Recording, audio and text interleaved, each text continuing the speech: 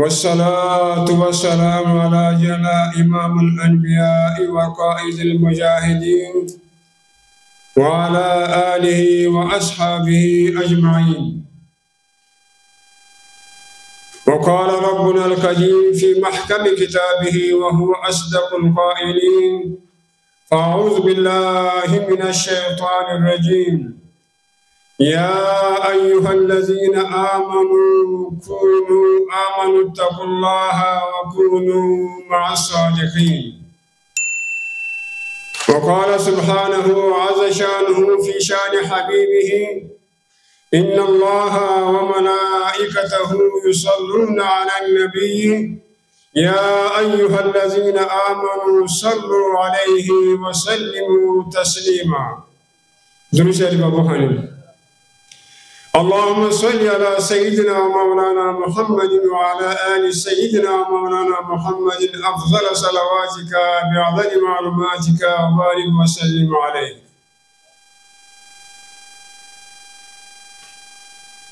حضار محترمين وعلماء كرام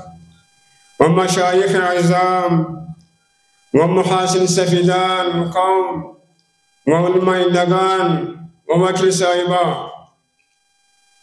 و از همه نخستر در محضر شما از آقای نامدار فخر الموجودات محمد عربی صلی الله علیه و سلم تحفه را در محضر شما تحیه و عرض می نمایم علی عنوان السلام علیکم و رحمت الله و برکاته. و بعد قبل از سخنرانی ما اجندای خود را برای شما عرض بداریم. ما از وزارت امر بالمعروف نهی عن المنکر سمع شکایات به صفت هیئت دمی چند ولایت ها می گردیم تا که شکایت مردم را بشنویم، شکایت مردم را ببینیم و کدام مردمای ملت عزیز ما شکایت داشته باشند، اون شکایت هایی که لاینحق باشد هم به توفیق پروردگار ذوالجلال اون شکایت ها حل شدن و حل میشن انشاءالله العزیز. اما شکایت های چند قسم شکایت ها هستند و یک قسم شکایت همی است کدام افراد نظامی بر علیه افراد نظامی شکایت داشته باشد، اون مربوط ما نیست. برای منحل کردن آن شکایت های نظامی امیر المؤمنین حفظه الله تعالی مستقل نظامی محکمه رجوع کرده است و آن شکایت هایی که نظامی هر کس شکایت داشته باشد به مرجع خود بروند و شکایتشان انشاءالله منحل میشن، با شکایتشان به طور شفاف رسیدگی میشن. و دویم قسم شکایت همی است کدام افراد غیر نظامی غیر مسئول و شکایت داشته باشه بر علیه افراد غیر مسئول، برای اونها هم شکایت را که حل کنند گفتن محکمه ملکی منتخب است. آنانی که هر کس که غیر نظامی شکایت داشته باشند به مرجع خود شکایتشان را برسانند، در اونجا انشاءالله به طور شفاف شکایتشان حل میشه. و یک شکایت که مربوط هیئت است، آن این است کدام افراد غیر نظامی شکایت داشته باشد به افراد نظامی، او نظامی عام است که والی صاحب است یا کدام غیره، هر کس که نظم کماندان امنیه باشد یا عامل استخبارات باشد و هر کسی که باشد او شکایتشان که مستند باشد و شکایتشان مثبت باشد، آن شکایت را بیارن. انشاءالله العزیز امی حیاتایی که در پیشروی شما تشریف آوری کردن، روز دوشنبه شروع میشه تا روز جمعه در خدمت شما مردم دمیجه هستیم انشاءالله العزیز. و شکایت هایی که هوایی نباشد، شکایت هایی که بی ثبوت بی اسناد نباشد، اما شکایت هایی که مثبت باشد، شکایت هایی که مستند باشد، اما شکایت ها را گرفته بیاریم انشاءالله در خدمت شما هستیم و می باشیم و شکایت شما را حل می کنیم. امی تشکیل را از وزارت امر بالمعروف نهی عن المنکر بصفت هیئت 34 ولایت‌های در افغانستان میروند. اینم امیر المؤمنین جور کردگی است. بخاطر امی که نشود ملت ما از نظام امارت اسلامی کدام مایوس نباشند و حکمهای حاکمهای بنام آن و این در افغانستان آمدن فر شدن، اما ملت عزیز ما شما از اونها خیلی متنفر بود، مایوس بود. اونها به عیش نوش بودند، اما نظام اسلامی امروز نظام اسلامی قائم است، نظام عدالت قائم است و نظام قرآن و سنت قائم است و هر کس که شکایت بکند باید بیایند به مرجع خود. انشاءالله شکایتشان حل میشه، با شکایتشان به طور شفاف رسیدگی میشه. و هنگامی که در افغانستان نظام امارت اسلامی قائم شد، ملت عزیز ما خواستار بود و تقاضا کرده بود از نظام امارت اسلامی باید نظام امارت اسلامی سر تا سر افغانستان امنیت را قائم بسازد گفته. اما امروز الحمدلله ثم الحمدلله نظام امارت اسلامی افغانستان تمام سرزمین افغانستان امنیت قائم است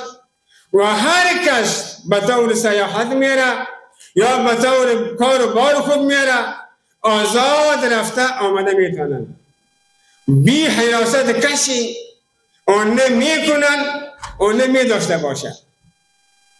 اما این خدمت امارت اسلامی برای ملت خود کردگی است.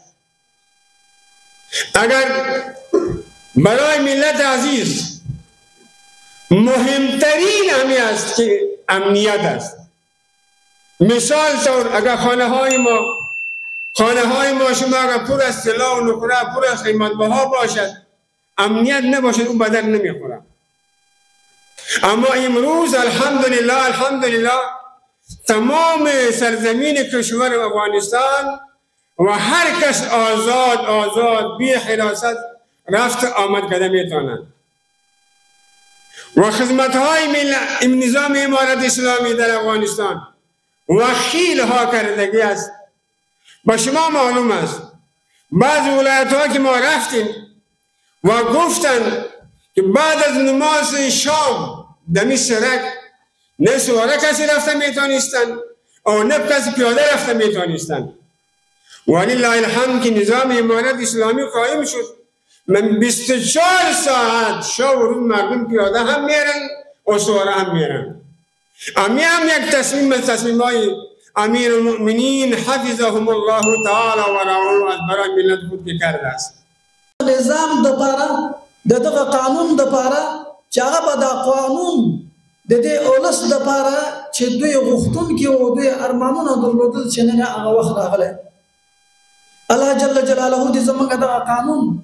زمونږ دغه نظام دا قایم او دائم ولري. به هر تقدیر راځم خپل هغه مقصد ته د دې جلسې مقصد او هدف څه ده؟ هغه دا ده چې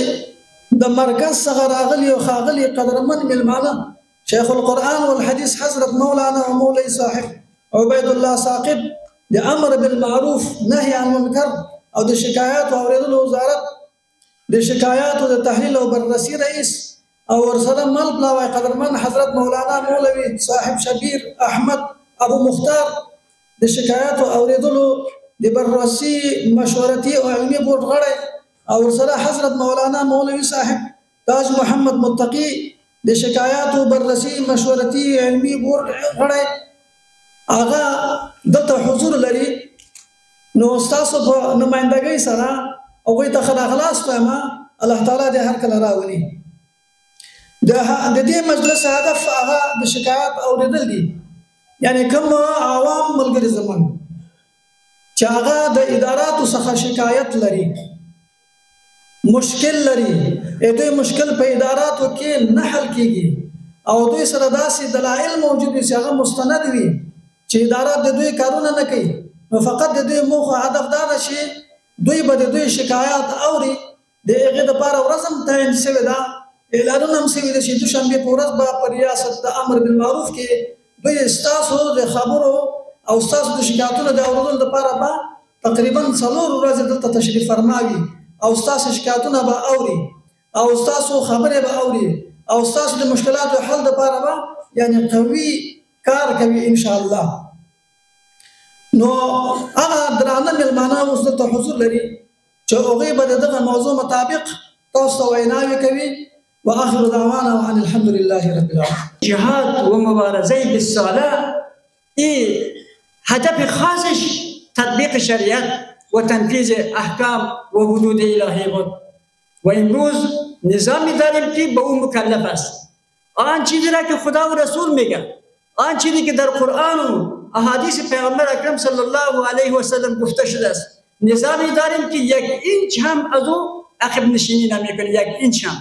با وجود مخالفت تمام دنیا شما میبینین هیاهوی‌ها را ولی این جایی را نمیگیره این هیاهوی‌ها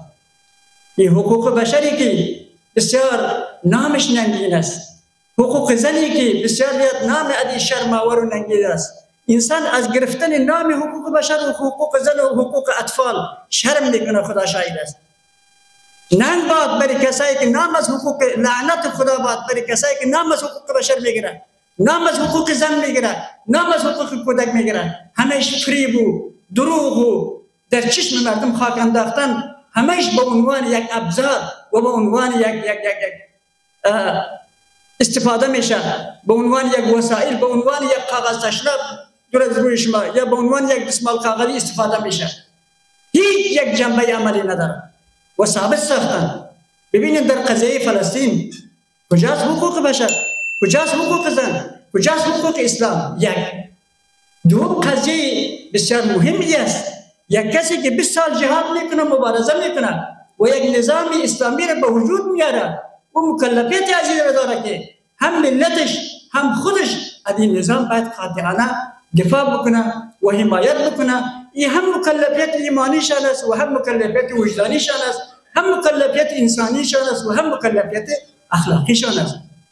امروز ما مکلفیت داریم در برابر نظام باید قاطعانه در پهلوی نظام خود ایستاد باشیم برای کسایی که در بیرون اونا سر و صداهای را میکشن او سر و صداها جایی را نمیگیره مگم یک خواهش هم از شما داریم دوستا و او ایست که خداوند ملت خاموش ملت بی مبالات و ملت بی پروا و ملت خوابرده را دوست نمیداره تاریخ مطالعه بکنید مصطفی کمال اتاتورک همه تان با نامش آشنا هستیم کی بود حسین شریف کی بود اینها کسایی بودند که امو انقلابشان را در برابر یک نظام اسلامی و در برابر یک خلاف اسلامی با کمک غربی ها و با متحدین غربی هایشان به سرحد کامیابی رساندند و نتیجه چی بود؟ نتیجه ای بود که در اون زمان ملت یک ملت خوابرده بود یک ملت تماشابین بود و یک ملتی بود که چکچکی بود ملت چکچکی و ملت خوابرده ملت بی‌پروا و ملت خاموش هیچ به درد نمیخوره ملتی باشه که بیدار باشه بیدار خداوند این بیداری اسلامی را برای تمام امت مسلمه نصیب بگردانه، بخصوص به ملت مجاهد و ملت قهرمان افغانستان که صادقانه در پهلوی نظام خود استاد باشیم، صادقانه. اما دوستای عزیز، یک گیره دیگه از طبقه جوانان داریم. طبقه جوانای ما باید بیدار باشند، به هیچ کسی فرصت ندن که خدا نخواسته و خدا نخواسته برای تخریب نظام، مخصوصا از طریق رسانه‌های اجتماعی و مخصوصا از طریق فضای مجازی اینا دخالت بکنن برای نظام ما. حداقل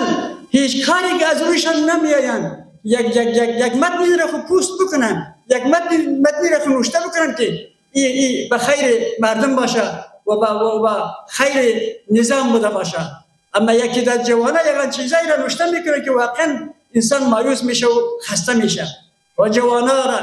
ما و شما باید نصیحت بکنیم، جوانای خود را. جوانا بسیار یک مکلفیت خطیر دارن در برابر اسلام و در برابر نظام اسلامی، باید اونها هم بسیار هوشیار و بیدار باشند. دوستای عزیز، ما همیشه در طول تحولات گذشته از بس ناشکری های زیاد در بدر شدیم. همیشه ناشکری کردیم، همیشه شکایت کردیم و شکایت من هم جای من را نگرفته است و امروز او تو نیست. اگر هر کسی که شکایت میکنه شکایتش مستند بود، موجه بود، او عملی میشه.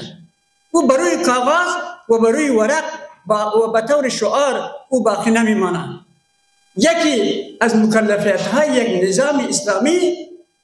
چی است؟ امین شنیدن شکایت های مردم است.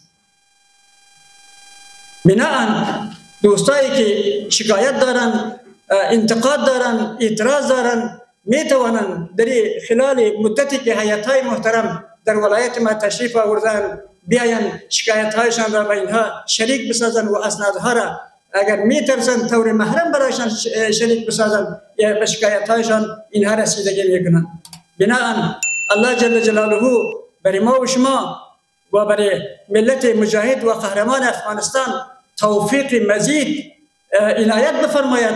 تا مسئولیت های خود را، مکلفیت های خود را، وجایب خود را در برابر نظام و در برابر یک حکومت اسلامی و در برابر شریعت و در برابر قانون خدا و رسول ما مکلفیت های خود را، امودین و رسالت ملی و اسلامی خود را ادا کرده باشیم. اقول قولی هذا استغفر الله لي ولكم ولسائر المسلمين. السلام عليكم ورحمة الله وبركاته.